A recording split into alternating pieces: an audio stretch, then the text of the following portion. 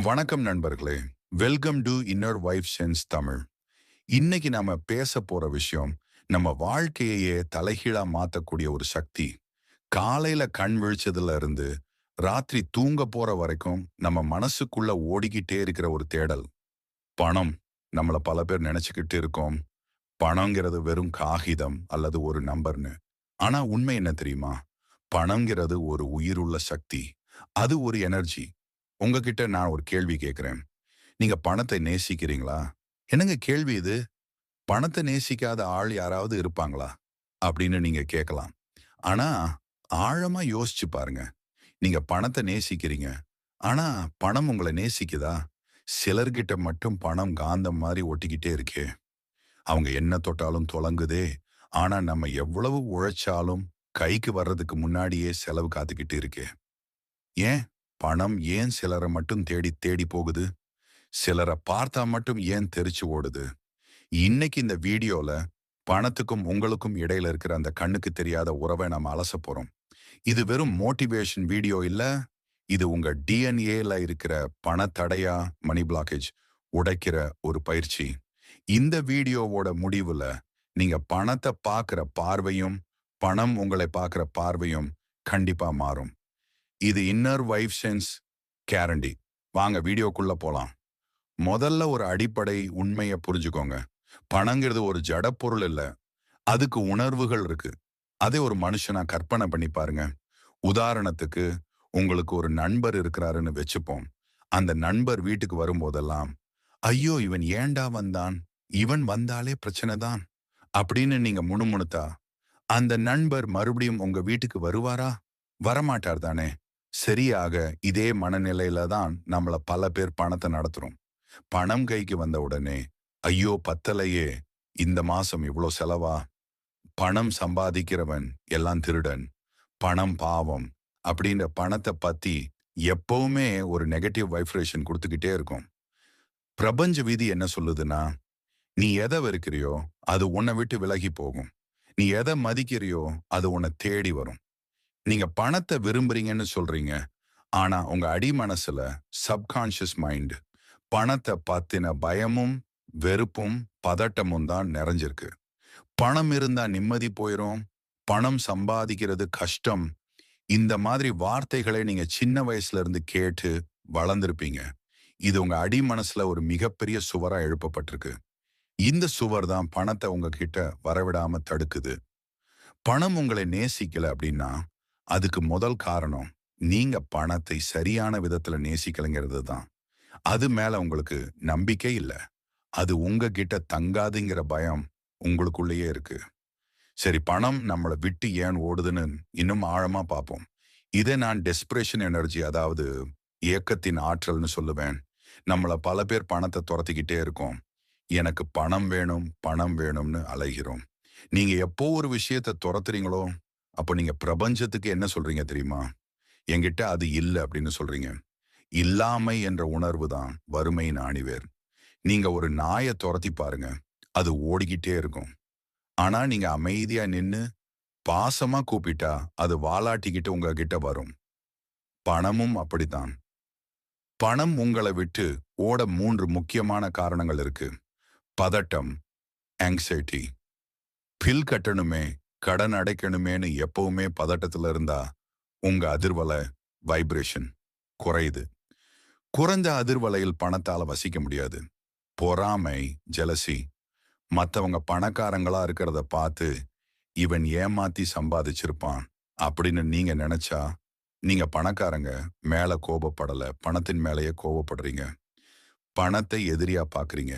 தகுதியின்மை, அன்வொர்தினஸ். எனக்கெல்லாம் அவ்வளவு பணம் கிடைக்காது. நான் ஒரு சாதாரண ஆளு. இப்படி உங்களை நீங்களே தாழ்த்தி நினைக்கிறது. நீங்க எப்போ உங்களை மதிக்கலையோ, அப்போ பணமும் உங்களை மதிக்காது. நண்பர்களே, பணம் ஒரு கண்ணாடி மாதிரி. நீங்க என்ன உணர்றீங்களோ அதைத்தான் அது பிரதிபலிக்கும்.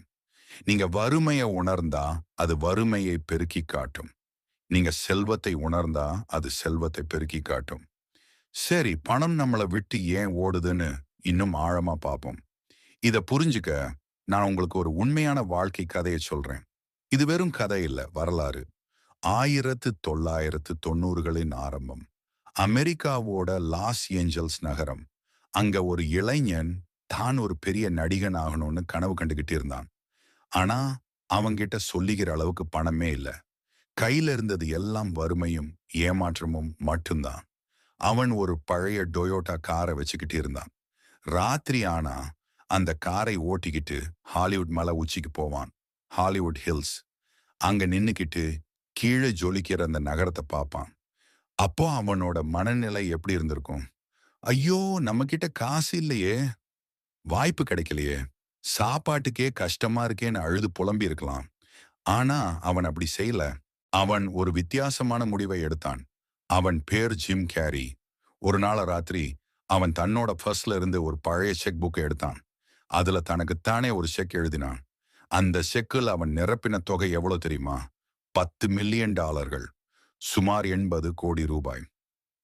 அந்த செக்குல ஃபார் ஆக்டிங் சர்வீசஸ் ரெண்டர்ட், நடிச்சதற்கான ஊதியம் அப்படின்னு எழுதினான்.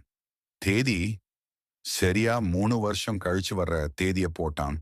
Thanks giving 1995. இத சாதாரணமா பாக்குறப்போ பைத்தியக்காரத்தனமா தெரியும். பாக்கல $10 கூட இல்லாதவன் $10 மில்லியன் செக் போடுறதான்னு தோணும். ஆனா ஜிம் கேரி அந்த செக்கை சும்மா பேப்பரா பார்க்கல. அவர் அந்த செக்கை தன்னோட பர்ஸ்ல பத்திரமா வச்சுக்கிட்டாரு. தினமும் அந்த செக்கை எடுத்து பார்ப்பாரு. ஆனா ஐயோ, இது என்கிட்ட இல்லையேன்னு ஏங்க மாட்டாரு. இது என்கிட்ட ஏற்கனவே இருக்குன்னு நம்புனாரு. இங்கேதான் சூட்சுமம் இருக்கு நண்பர்களே. ஜிம் கேரி அந்த செக்கை எழுதுனதுக்கு அப்புறம் அவரோட டெஸ்பரேஷன் எனர்ஜி, இயக்கத்தின் ஆற்றல் மறைஞ்சு போச்சு. எனக்கு பணம் இல்லையேங்கிற பயம் போய் எனக்கு பணம் காத்துக்கிட்டு இருக்குங்கிற நம்பிக்கை வந்துச்சு. அவர் பணத்தை துரத்துறத நிறுத்திட்டு தன்னை ஒரு சிறந்த நடிகனா தயார்படுத்திக்கிட்டே இருந்தாரு. சரியா 1994ஆம் ஆண்டு அவர் போட்ட தேதிக்கு கொஞ்சம் முன்னாடி டம் அண்ட் டம்பர் என்ற படத்துக்காக அவருக்கு பேசப்பட்ட சம்பளம் எவ்வளவு தெரியுமா? சரியாக $10 மில்லியன். இந்த கதை நமக்கு என்ன சொல்லுது?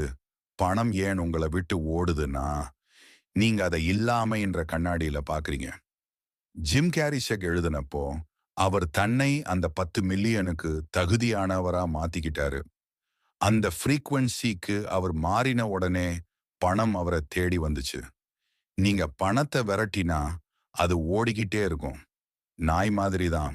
நீங்க அமைதியா நின்னு நம்பிக்கையோட இருந்தா அது வாலாட்டிக்கிட்டு உங்க மடியில வந்து உட்காரும். பணம் ஒரு கண்ணாடி. நீங்க எதை உணர்றீங்களோ அதைத்தான் அது பிரதிபலிக்கும். நீங்க வறுமையை உணர்ந்தா அது வறுமையை பெருக்கி காட்டும். நீங்க செல்வத்தை உணர்ந்தா அது செல்வத்தை பெருக்கி காட்டும். கேள்வி என்னன்னா, நீங்க ஜிம் கேரி மாதிரி நம்ப தயாரா? இல்ல இன்னும் அழுதுகிட்டே பணத்தை விரட்ட போறீங்களா? இப்போ முக்கியமான பகுதிக்கு வருவோம். பணத்தை நம்மள நேசிக்க வைக்கிறது எப்படி? நம்மள தேடி பணத்தை வர வைக்கிறது எப்படி? இதுக்கு நீங்க செய்ய வேண்டியது உங்க இன்னர் வைபை மாத்துறது தான். ரகசியம் ஒண்ணு, பணத்தை மதித்தல். ரெஸ்பெக்ட் மணி. பணம் உங்க கைக்கு வரும்போது அது ₹10 இருந்தாலும் சரி, ₹10,000 இருந்தாலும் சரி, அதை மனசார வாழ்த்துங்க. நன்றி, நீ என் கைக்கு வந்ததுக்கு நன்றின்னு சொல்லுங்க. ஃபர்ஸ்ட்ல பணத்தை கசக்கி போடாதீங்க. அழகா அடுக்கி வைங்க. நீங்க எதை மதிக்கிறீங்களோ அது பெருகும். ரகசியம் 2, செலவு செய்யும் போது மகிழ்ச்சி. Joyful spending. பணம் செலவு பண்ணும்போது வலிக்குதா? ஐயோ போகுதேன்னு நினைக்கிறீங்களா? மாத்துங்க.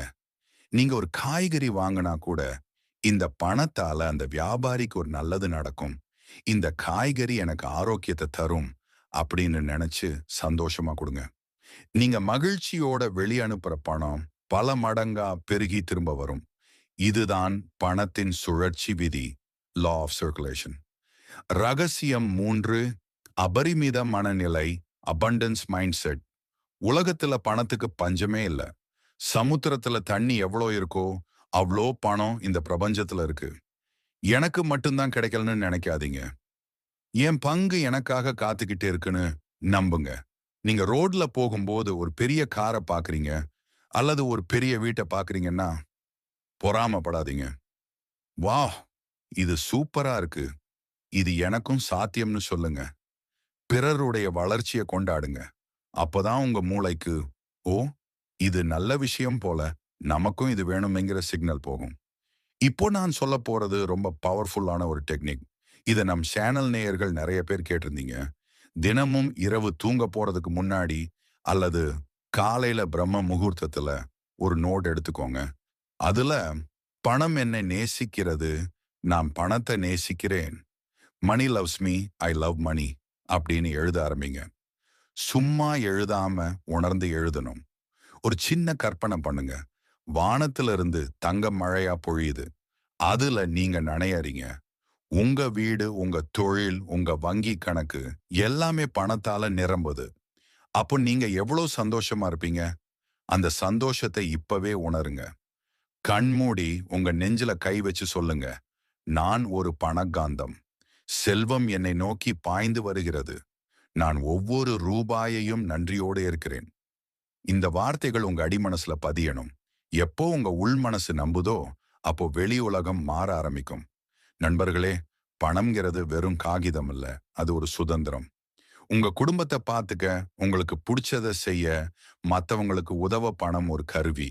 அந்த கருவி உங்ககிட்ட வரணும்னா, நீங்க அதுக்கு தகுதியானவரா மாறணும். தகுதிங்கிறது உழைப்பு மட்டுமில்ல, உங்க எண்ணங்களும் தான். இன்னையிலிருந்து இப்பவே உங்க பணத்தோடான உறவை புதுப்பிங்க. பணத்தை ஒரு நண்பனா பாருங்க. நீ இல்லாம நான் கஷ்டப்படுறேன்னு அழாதீங்க. நீ வரும்போது நான் சந்தோஷமா இருப்பேன். என் கூடவே இருன்னு அன்பா கூப்பிடுங்க. உங்கள நீங்க நம்புங்க. இந்த பிரபஞ்சம் உங்களுக்கு எல்லாத்தையும் கொடுக்க தயாரா இருக்கு. நீங்க கைகள விரிச்சு வாங்கிக்க தயாரா இருங்க. உங்களுக்குள்ள இருக்கிற அந்த இன்னர் வைபரை பாசிட்டிவா மாத்துங்க. வாழ்க்கை தானா மாறும். இந்த வீடியோ உங்களுக்கு பிடிச்சிருந்தா லைக் பண்ணுங்க.